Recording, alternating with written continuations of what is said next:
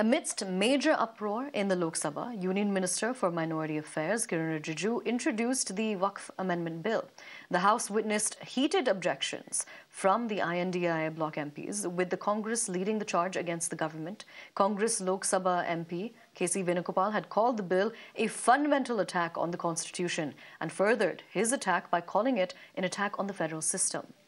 Now, the NCP Sharad Chandra Pawar faction Supriya Sule requested to either withdraw the bill completely or send it to the Parliamentary Standing Committee. The JDU's Lalan Singh came in strong defense of the government, assuring the House that no religious structures or its workings would be impacted through the amendment to the Waqf bill. The Minority Affairs Minister, Kiren Rijiju, assured the House that the intention was to guarantee transparency in Waqf property management.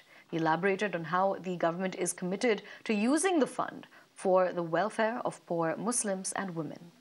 Rijiju has requested the House to allow the passage of the bill while assuring that the government will remain open to a detailed discussion at a joint parliamentary committee which will have representations from all political parties.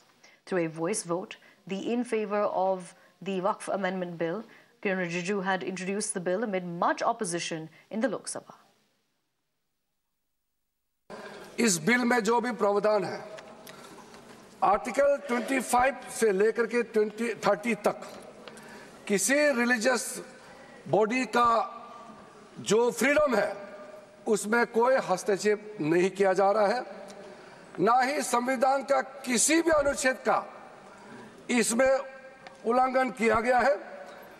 और अब supreme court का एक case का मैं हवाला देना चाहूंगा, Brahmachari versus state of West Bengal.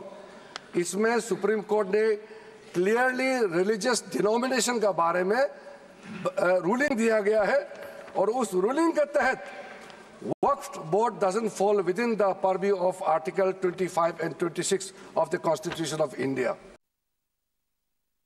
हम सर अपने सरकार की ओर से हम पक्ष रखना चाहते हैं कि ज्वाइंट पार्लियामेंट्री कमेटी गठन करके इस बिल को रेफर किया जाए और फिर ऑल पार्टी अपने संख्या के हिसाब से वहां पे विस्तार से चर्चा करें और स्टेक होल्डर से बुला करके जो भी सुनना है आप इस कमेटी को अधिकृत रूप से यहां से आप पास कर दीजिए और भविष्य में हम खुले मन से इस तरह का आपका सजेशन हम जरूर सुनेंगे, लेकिन देश के लिए जो सही है हम जरूर करेंगे।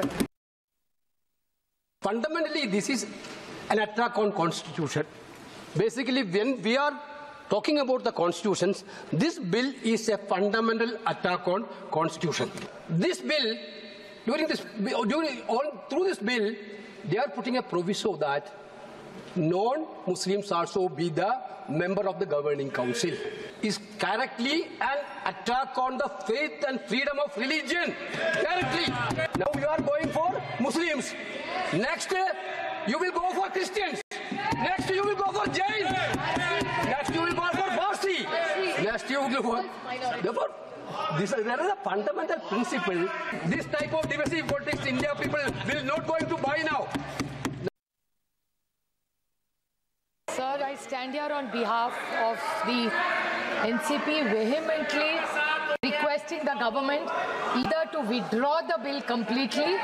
That is our request to this government, because no detailed consultations have been done with West people who actually are running this organization today.